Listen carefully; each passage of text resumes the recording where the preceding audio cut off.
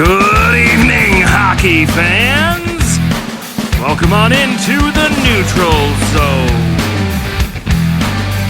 Tonight, lots to get into. It's a busy night around the league. Lots of games going on. We'll just go around the league and check the scores. But we've also got the 1,000-point club to talk about, the 1,000-game club to talk about, an update on Matthew Tkachuk, MSU hockey, an update on Johnny Gaudreau as well. Golden Knights streaking.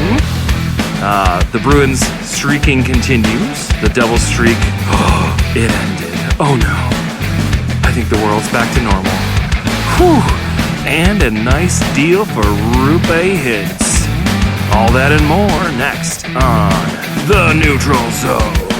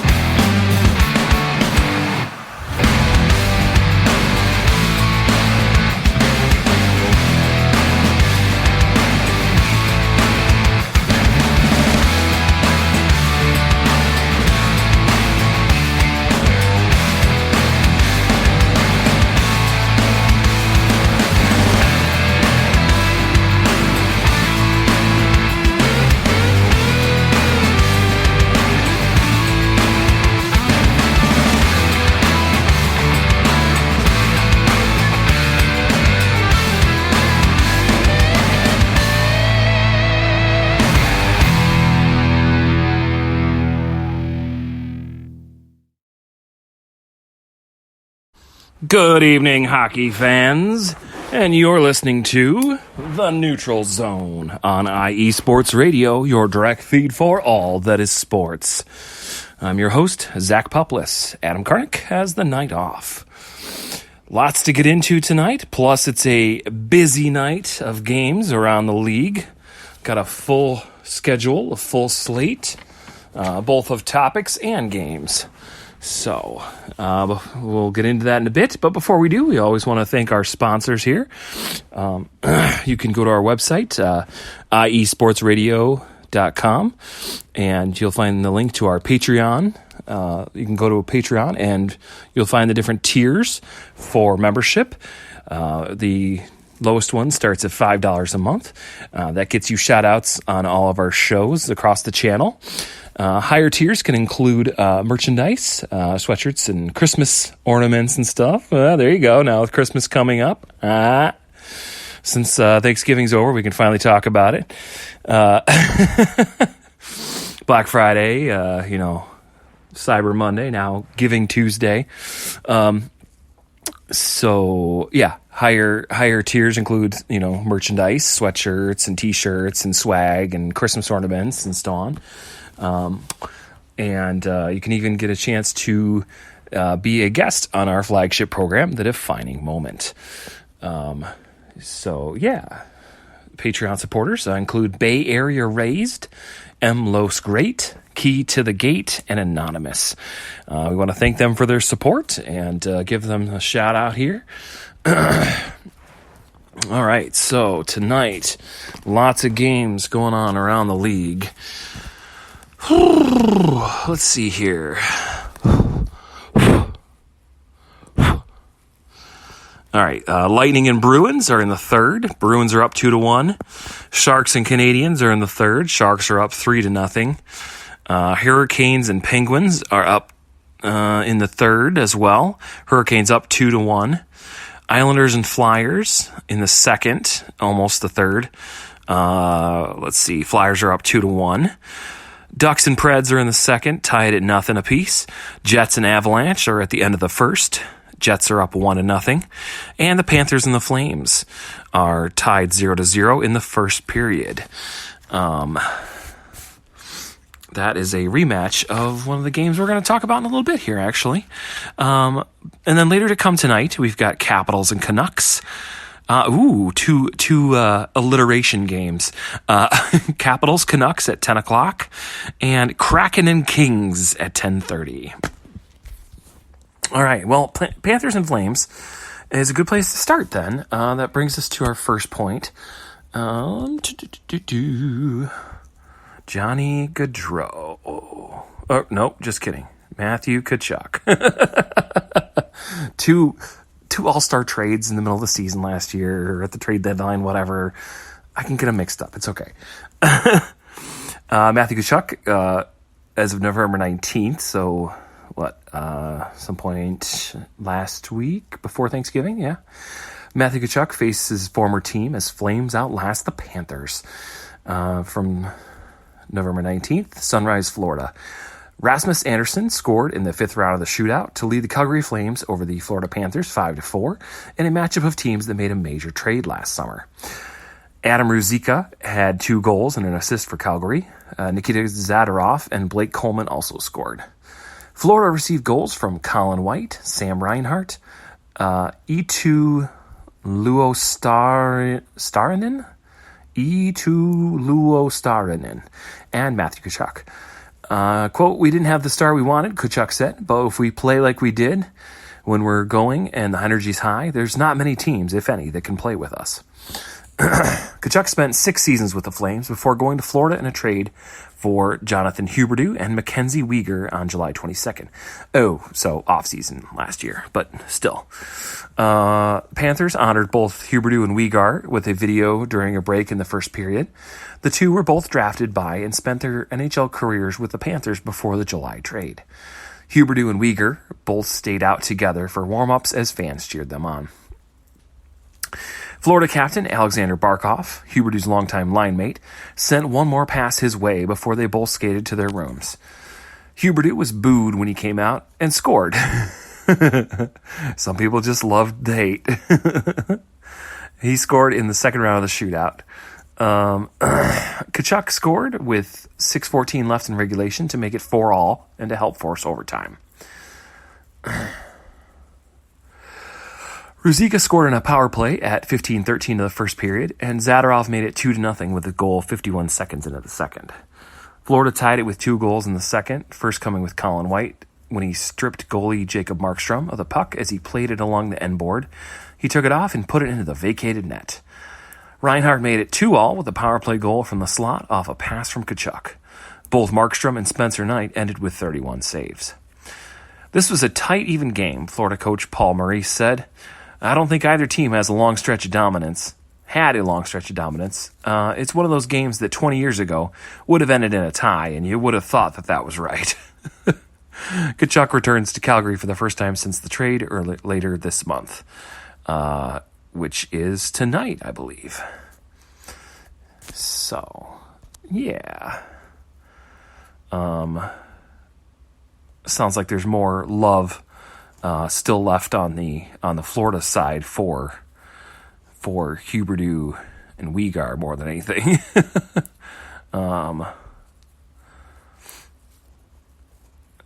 But it makes sense if it's going to be taking place in Florida. So we'll see if there's the same kind of tributes tonight when Tkachuk goes back to Calgary.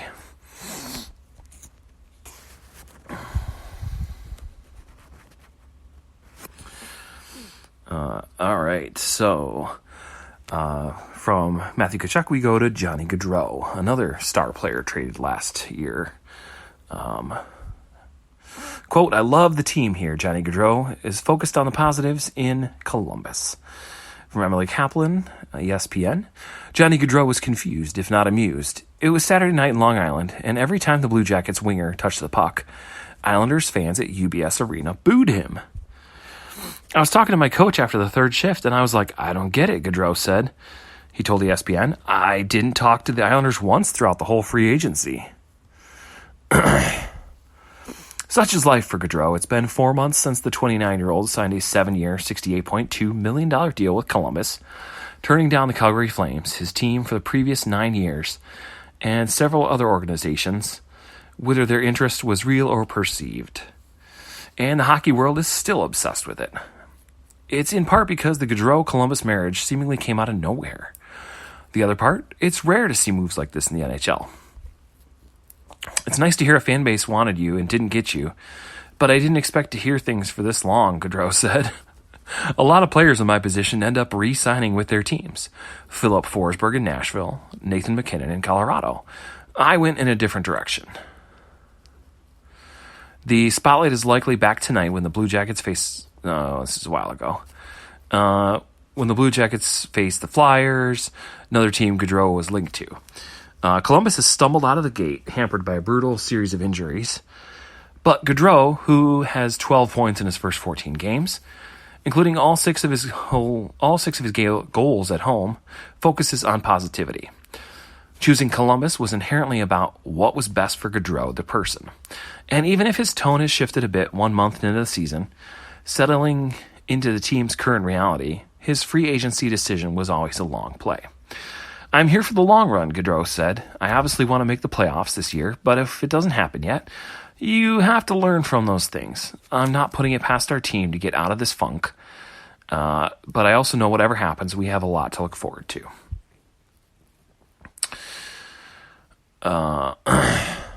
At the preseason media tour, Blue Jackets defenseman Zach Werenski gushed about the vibes shifting in Columbus. It wasn't just Gaudreau who chose Columbus. Patrick Laine also committed to a 4-year extension. Werenski noted that for years the Blue Jackets were known as a defensive team, but now had several skill players that would change their identity. And after being stuck with the narrative at a place guys didn't want to stay, the opposite was happening. Our identity is changing, Werenski said, and I can't wait to be a part of it. But after Laine missed 2 weeks with an elbow sprain, returning just in time for the team's trip to his native Finland, the winger sprained his ankle against the Islanders and is sidelined another 3 to 4 weeks. Laine and Gaudreau are supposed to team up on Columbus's top line. Gaudreau said by the end of the preseason he and Laine were really starting to understand each other as they figured out details in their game, like anticipating when Laine wanted the pass. They were just starting to get going again after Laine's setback, quote, which had been tough, Gaudreau said.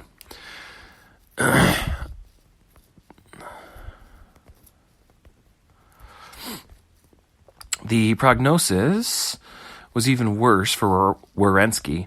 The team's top defenseman is expected to be out for the rest of the season with a shoulder injury he sustained last week. I felt more bad for Werenski than anything because he was super excited about this season, Gaudreau said. It just sucks. He's such a leader on this team. The Blue Jackets also lost defenseman Nick Blankenberg, Sean Kuraly, winger Jacob Voracek, and it's kind of turned into a nightmare scenario. Gaudreau says he has no choice but to focus on the positives, and the biggest positive is the younger guys will get important reps. Quote, the young guys with skill on this team are so impressive, he said. Cole Sillinger, Kent Johnson, and Yegor Chinakhov. It's fun to hang out with them and play with them every day at practice. In Calgary, Gaudreau was in the middle of a pack when it came to experience. In Columbus, he's the 4th oldest player on the team.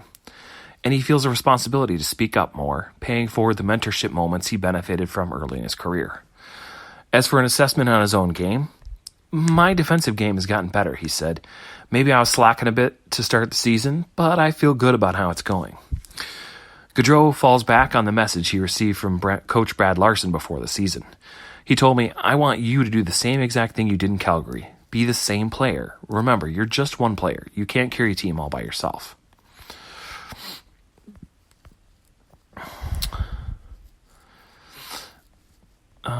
It wasn't till 3 or 4 weeks ago that Gaudreau said he finally felt settled into Columbus. He described the move as hectic. Then in October, he and his wife Meredith welcomed their first child, a daughter named Noah. He's already feeling the lifestyle changes of fatherhood. Less time hunting, one of his favorite activities to get his mind away from the rink. Less time playing video games with the buddies, and a lot less sleep. It's all been eased by the move east, the crucial factor in his decision. Travel in the Eastern Conference has been significantly less burdensome. Plane rides are a lot shorter, and besides the Finland trip, I think I've only spent 5 to 6 nights in a hotel, he said.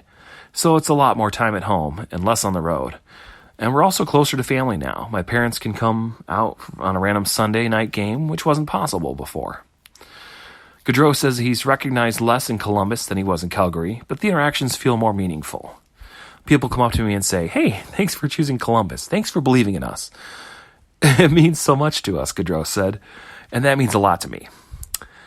Because the process to find his new home wasn't easy. Honestly, if I had to do free agency again, I don't think I would have done it, he said. The fan base in the city you're in wants you back. That's hard on you as well. It was a pretty rough 2 to 3 months there. He knows that people will always talk, but there was one narrative that didn't sit well. Quote, people thought I was trying to chase money, but that's the farthest from the truth, he said. It was about what was best for me and my family, and my wife and her family. I love the city here in Columbus. I love the team here. I'm really excited to be here. Even if it wasn't the start we wanted, I wouldn't change my decision for the world. Like he said, it's been a rough start. He maybe hasn't panned out like he wanted it to success-wise, but that's any kind of work decision, any kind of job, opportunity. We would do the same thing. You got to do what's best for you and your family.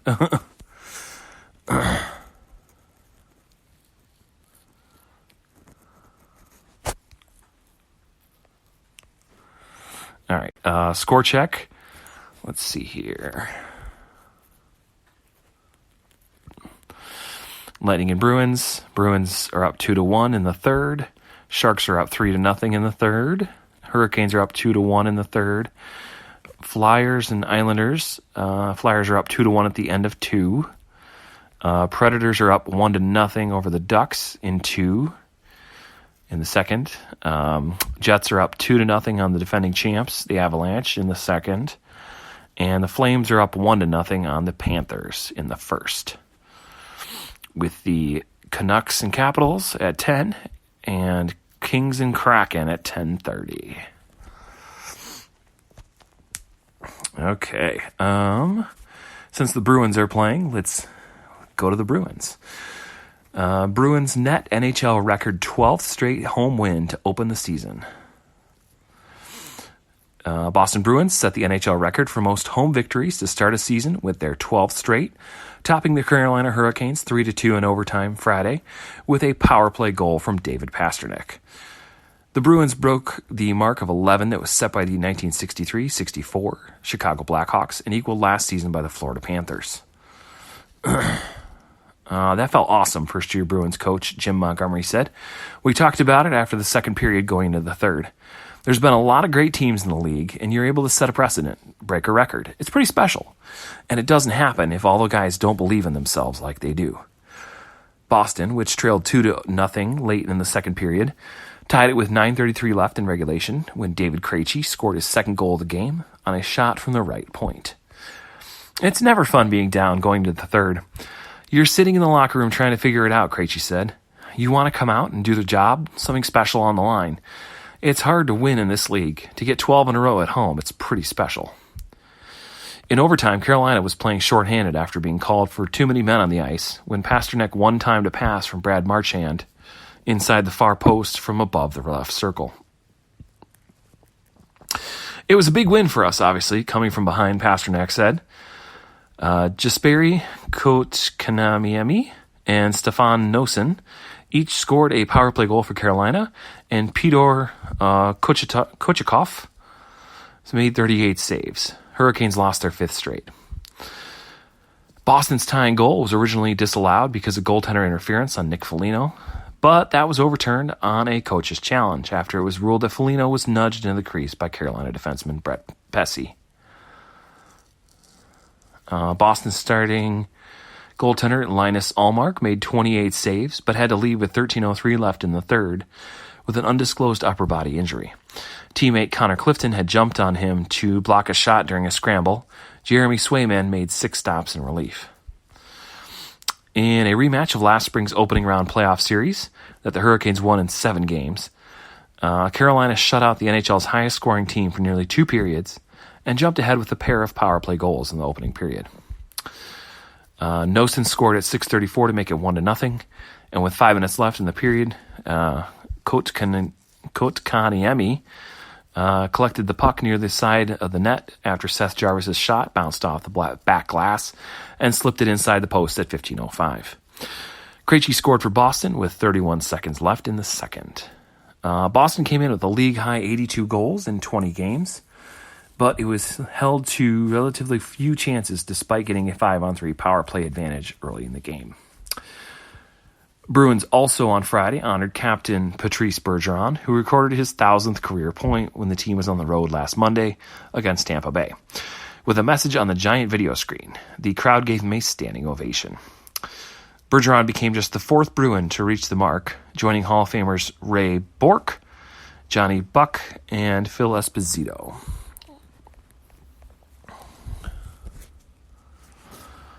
All right, speaking of Bruins,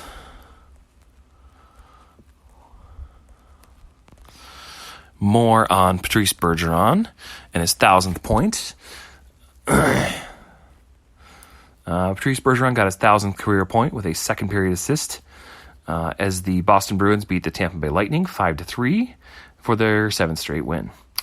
Bergeron became the 4th Boston player and 94th in NHL history to reach the milestone, with the second assist on Brad Marchand's goal at 15:08 that gave the Bruins a 4-1 lead.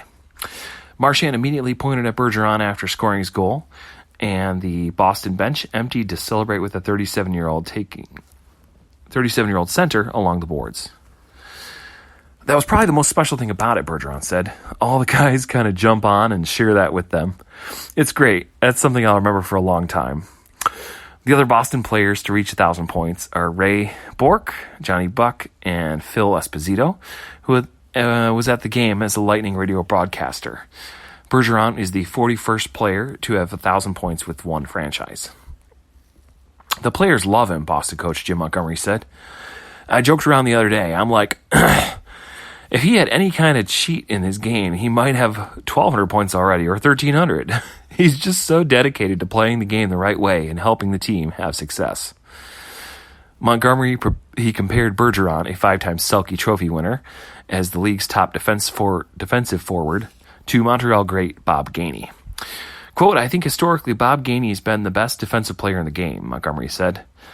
I had the fortune of watching him in his heyday with Montreal. What Patrice has done as a center, there is so much more responsibility. He might go ahead of Bob as the greatest of all time. David Krejci, Nick Foligno, Charlie Coyle, and David Pastrnak also scored for the Bruins, who improved to 17-2. Linus Ullmark made 32 saves. Boston needs 2 wins to match the 1929-1930 Bruins squad that started the season at a franchise best 19-2. Nick Paul scored twice. Rudolph Balcers had the other Lightning goal. Andrei Vasilevsky stopped 25 shots. From the opposition, that quote, that's why they're an elite team in the league. When they waned, they just keep it together and stuck with it, Tampa Bay coach John Cooper said. When it didn't go our way, we didn't handle it that well. 2 good teams. It was a good game for the most part, but they deserved it more than we did. Tampa Bay had won 4 in a row. Foligno and Coyle scored 31 seconds apart in the second to put Boston up 3-1. Coyle was credited with his in-close goal after a video review. It was originally called no goal when the referee ruled the net had come loose before the puck cleared the goal line. Pastrnak on the power play and Balcers traded goals 11 seconds apart early in the third before Paul's man advantage goal made it 5-3 at 10:38. Pastrnak has 13 goals in 15 games against Vasilevsky and extended his point streak to 7 games, 4 goals, 10 points. Paul and Krejci had first period goals. Krejci has 4 goals during a 3-game goal streak. Tampa Bay outshot 9-0 over the first 8 minutes of the game. So, Congratulations to Patrice Bergeron.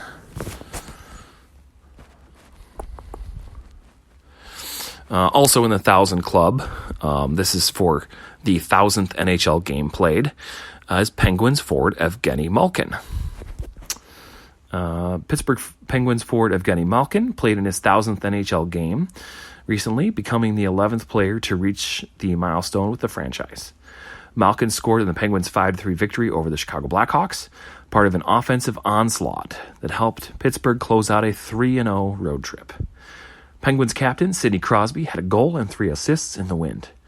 Richard Rakell had a goal and an assist, and Brock McGinn also scored for the Penguins. Malkin made his debut with the Pittsburgh Penguins on October 18, 2006, scoring in the second period of a 2-1 loss to the New Jersey Devils. The center helped the Penguins to Stanley Cup titles in 2009, 16, and 17. Malkin's teammates paid tribute to his accomplishment by doing his usual stretching routine during pregame warm-ups. Quote, "We marvel sometimes at what he's able to accomplish on the ice," Pittsburgh coach Mike Sullivan said. "He's one of the more dominant players in our league when he's at his best, and we've seen him at his very best through some of the Stanley Cup runs." With the goal against the Blackhawks, the 36-year-old Malkin now has a 7-game point streak. He has 8 goals and 12 assists in 19 games this season. It looked as if Malkin was going to try free agency for the first time last summer, but he decided to stay in Pittsburgh for a 4-year contract worth $6.1 million annually. Now he has joined longtime teammate Crosby as the only active players with 1,000 games for the Penguins. Quote, "He's been just such a big part of the Penguins' success that they've had here in this time here," Sullivan said. As the Penguins head for home, Malkin's career totals now sit at 452 goals. 452 goals, 714 assists in 17 NHL seasons. He also has 67 goals and 113 assists and 177 playoff appearances. My goodness. That's a mouthful. Malkin, who has also competed in the Olympics 3 times, is the 32nd active player and number 373 overall with 1,000 career games. He is the 8th Russian-born player to achieve the feat. In 2020, the International Ice Hockey Federation named Malkin to the all-time Russian national team. So, congrats to Evgeny Malkin. All right. Well, one streak is continuing with the Bruins. Another streak has ended. The Devils' team record-tying 13-game run ends in a 2-1 loss to the Maple Leafs. The Toronto Maple Leafs snapped New Jersey's 13-game winning streak this past Wednesday night, 2-1, leaving the Devils one win shy of a franchise record. Oh, man, so close. John Tavares and Pontus Holmberg had first-period goals for the Leafs. Dougie Hamilton had the Devils' lone goal with 5:08 left in the third period. Toronto goalie Matt Murray made 34 saves and was the beneficiary of 3 New Jersey goals that were disallowed, the third of which caused fans to litter the ice in protest in the third period.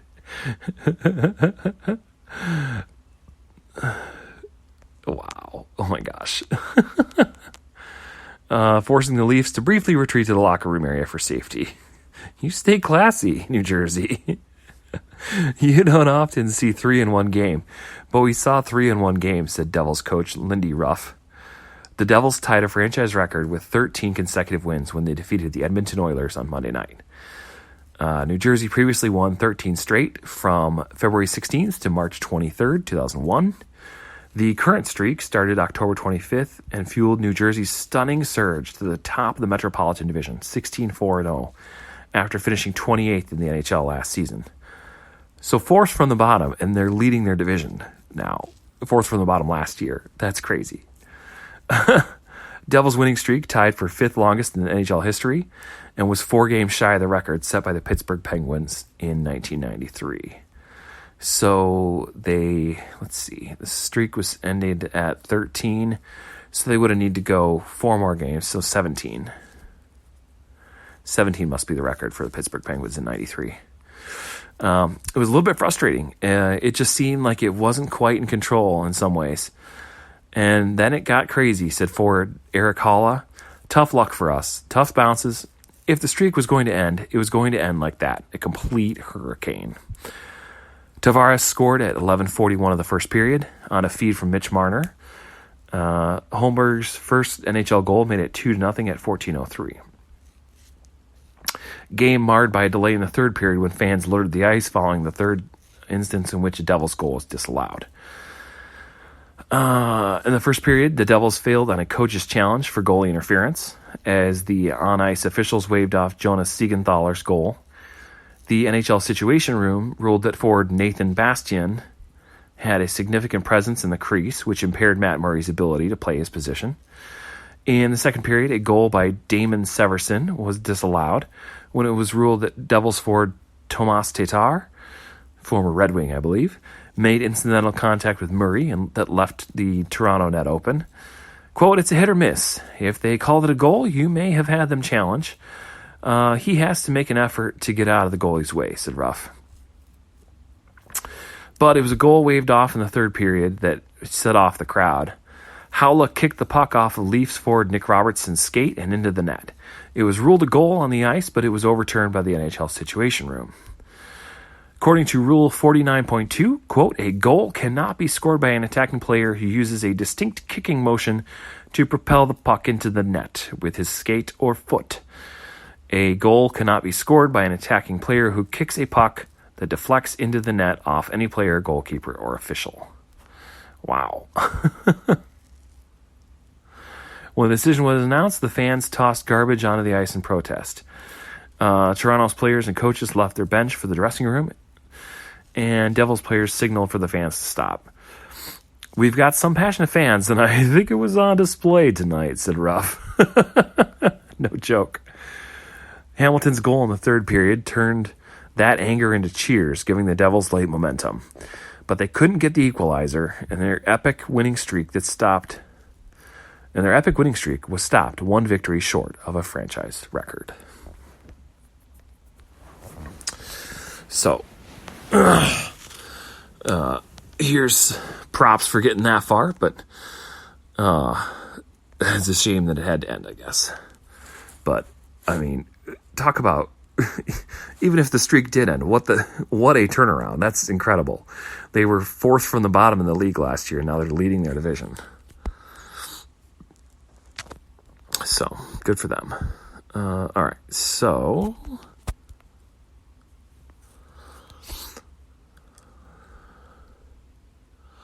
All right, let's get a score check.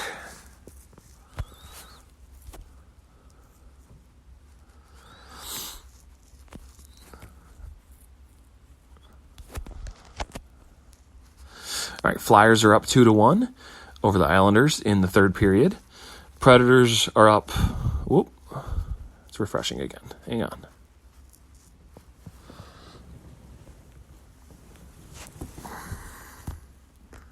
There we go. Flyers are up 2-1 over the Islanders in the third. Predators are up 1-0 over the Ducks at the end of 2. Jets are up 3-0 over the defending champ Avalanche in the second. Ooh, ouch. Brutal. Having a scoring avalanche on the Avalanche. Flames with Huberdeau and Weegar are up 3-0 on the Matthew Tkachuk-led Panthers in the first, with Capitals, Canucks, and Kraken and Kings still left to go tonight. And we have a couple that have gone final now. Bruins won against the Lightning 3-1 to keep that streak going, looks like. Sharks beat the Canadiens 4-0. Ouch. Man, that sucks. Montreal. And Hurricanes beat the Penguins, 3-2 in overtime. What a thriller. Let's see here.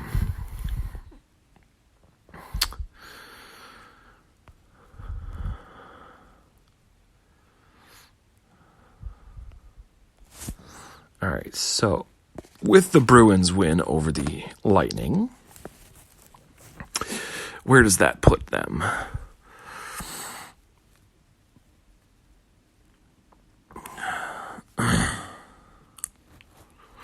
They are 19-3.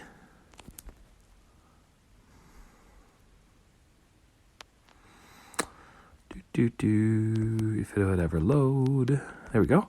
19-3-0. With games against Colorado.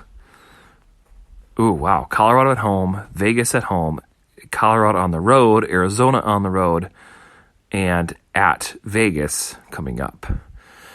And then with New York Islanders and LA Kings at home for the next half month. All right, so with that record, where does that put them standing-wise?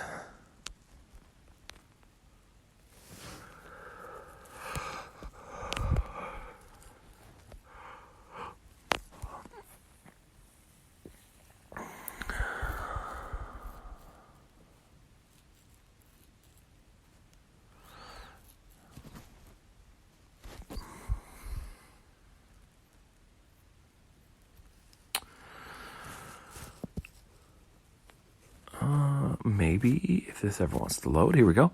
That puts them first in the Atlantic. So they're sitting at first in the Atlantic.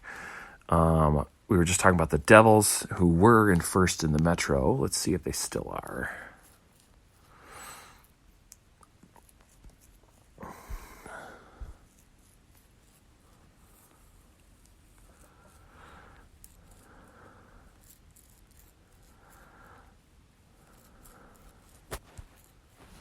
Okay, let's look at the standings. All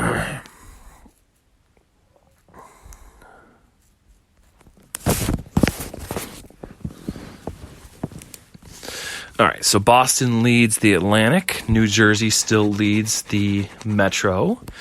Boston is 19-3-0 with 38 points. New Jersey is 19-4-0 with 38 points as well. Oh, wow. So they are, practically tied. On the Western Conference side, you got Dallas leading. The Central, they're 13-6-4 with 30 points. Right behind them is Winnipeg with a similar record, 13-6-1 with 27 points. And following, they are just ahead of the defending champs, Colorado, 12-6-1 with 25 points as well. In the Pacific, you got, go figure, you got the two newest teams leading the division. Vegas and Seattle. Vegas 17-6-1 with 35 points, and Seattle with 13. They are sitting at 13-5-3 with 29 points. Followed by LA, Edmonton, and Calgary, which you'd kind of expect. Let's see here. Adams, Chicago Blackhawks are last in the Central, 6-11-4 with 16 points. Terrans, Anaheim Ducks are 6. They're also last in their division in the Pacific, 6-15-1 with 13 points. My Red Wings aren't half bad, actually. They're in fourth place in the Atlantic, 11-6-4 with 26 points, just behind Boston, Toronto, Tampa Bay, and there they are, Detroit. So that's actually not bad for recent years. All right, so with Dallas leading their division, we have news on one of their teammates.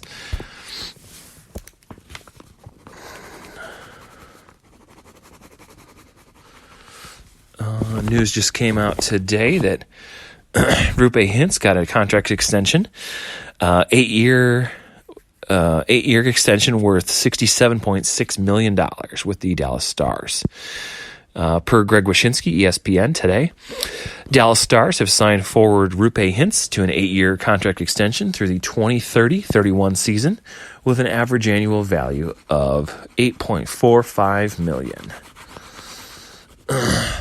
Hintz, 26, is in his 5th NHL season. He has 194 points in 261 games, career games, including 88 goals. He has 24 points in 22 games this season, playing with the likes of forward Jason Robertson and Joe Pavelski, one of the most productive lines in the NHL. Hintz broke out playing with those teammates last season, scoring 37 goals in 80 games for the career high. The Finland-born Hintz was selected by Dallas in the second round, 49th overall, in the 2015 NHL entry draft. Hintz's contract was a total value of $67.6 million, according to Puckpedia.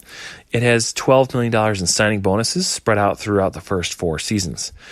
Hintz will make $33.75 million in the first 3 years of the contract. His contract's $8.4 million annual average value ties him for the 3rd highest cap number on the Stars next season.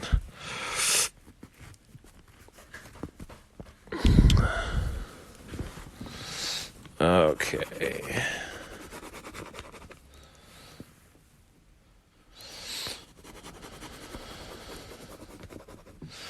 All right, we got about 14 minutes, and we got just about 2 things left to go. So we're making good progress. Speaking of streaks, there's another team off to a hot start. The Golden Knights, per USA Today, Captain Mark Stone stood in front of the hockey locker room Saturday night and acknowledged the Vegas Golden Knights probably didn't deserve to win that evening. A reporter posed a silver lining question about the Knights' third period surge as something to build on. Stone shrugged. It would have been nice to win the game, he said. That's the expectation these days in Vegas, that the final result is all that matters. The St. Louis Blues did something only 2 other teams have accomplished so far this season. They beat the Knights. Just a season after missing the playoffs for the first time in their short history, the Knights are among the NHL's hottest clubs. St. Louis's 3-2 victory snapped Vegas's 9-game winning streak. A stretch. The Knights' hope sent a message. They have little interest in missing the postseason again. The Knights 13-3 have 26 points, best in the Western Conference, and second overall to the Boston Bruins, 28 points. Vegas first-year coach Bruce Cassidy spent the previous 6 seasons in Boston. Speaking of, taking the Bruins to the 2019 Stanley Cup Final. Now he's trying to do the same for the Knights, and it's been a long time between now and April, and it's going to be a long time between now and April when the playoffs begin. But for now, at least, the Knights have a number of factors working in their favor. One is health. Vegas lost more than 500 man games to injury last season, and the Knights struggled to find chemistry when the next man up wasn't as good as the player being replaced. Injuries haven't forced Cassidy to juggle his lineup. Thus far, though it doesn't take much in the NHL for that trend to quickly change. Cassidy already has shown the ability to change plans on his own. He broke up the misfit line of wings Riley Smith and Jonathan Marchessault and center William Karlsson, players remaining from Vegas' first season in 2017-2018. That club dubbed itself the Golden Misfits because they were thrown together on the expansion team. In this season's 6th game against the Colorado Avalanche, Cassidy put that group back on the ice in the 3rd period in search of offense, and he stayed with them since. Vegas lost that game 3-2, but then reeled off that 9-game winning streak. Cassidy made another notable change in the offseason by switching to a zone defense. Opponents have largely been forced to shoot from the sides, easing the burden on goalies Logan Thompson and Aiden Hill because they generally don't have to make many high-risk saves. You could see the hockey IQ in training camp, he said, of his players picking up the system. We built it from 101, which is pedestrian and usually for younger players, but that's the way we thought would teach it best. You stick with it, and it's worked out. We're starting to see some cracks in the last road trip. We're giving up too many chances, too many goals, but there are different reasons for that. It's not always the system. Even with those cracks, the Knights went 5-0 on their Eastern swing. They weren't so fortunate in their return home against the Blues. St. Louis had little trouble getting off quality shots, but Stone didn't sound alarmed for long-term issues. You can't be perfect for 82 games.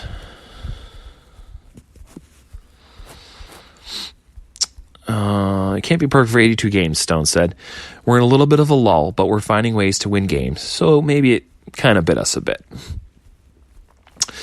The goaltender situation was expected to be a concern after the Knights shut down Robert Leonard in the offseason because of hip surgery, and backup Laurent Brossoit missed the beginning of this season for the same reason.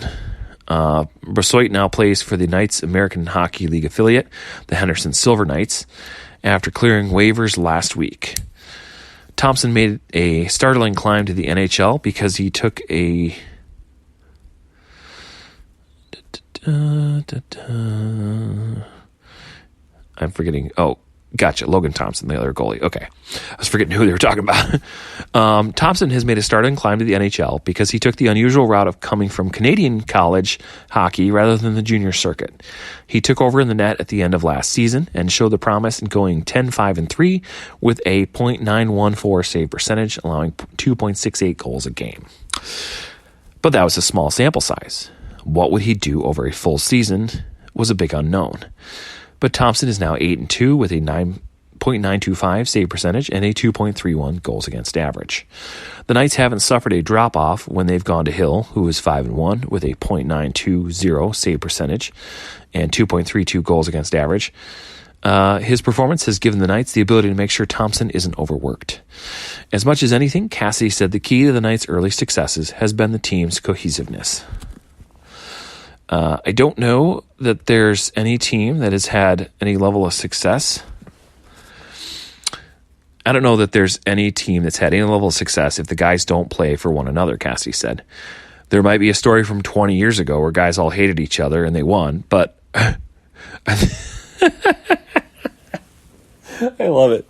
But I don't think that was I don't think that was hockey. I think that might have been the New York Yankees or something. Leave it to a guy who formerly worked in Boston to give us a gem such as that. That's awesome. Well, yeah, I mean, he's absolutely right. You look at the basis of the team dynamic and making sure everybody is gelling together and having good team chemistry and a cohesive unit, and they talked about. They talked about Gaudreau trying to mesh with Patrick Laine in Columbus and trying to learn their tendencies and learn when the person wants the puck, when the person doesn't want the puck. Where would you expect to find them on the ice? Like almost getting that sixth sense of knowing exactly where they are, right, just at the right time. Right place, right time, all that. That's great. All right. So that was I think it was from a week ago. So, but yeah, they're 17-6-1. They've got 35 points, and the Vegas Golden Knights are leading the Pacific. And let's see here.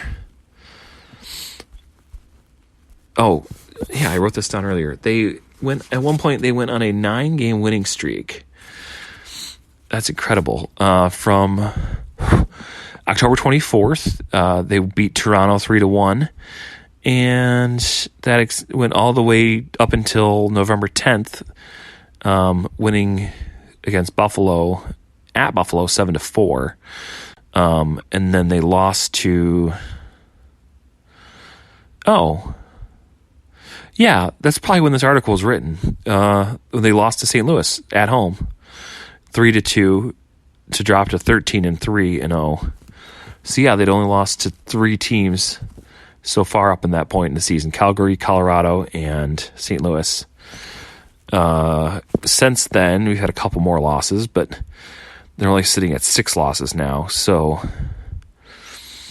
in addition to Colorado, Calgary, and St. Louis, they've also been beaten by San Jose, Edmonton, Seattle, and Vancouver. So, yeah, not too bad. Seattle's decent this year. Edmonton's always been good the last couple years.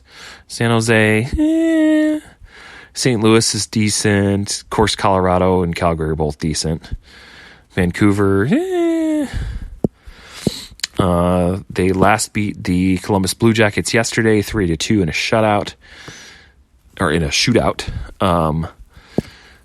Now they go on a road trip east to Pittsburgh Thursday, 7 p.m. Detroit on Saturday, 7 p.m. Ooh, that'd be a good game. I'll have to fit that in my football watching. And then Monday at Boston, 7 p.m. Ooh, Bruce Cassidy. He's a return trip to Boston on Monday. So let's see if they can keep the streak going. All right, so we are going to do one last check of the scores, and then I think we'll be out of here for tonight. Pretty much covered everything except for maybe one, but we can pick that back up next week. All right, so let's see here.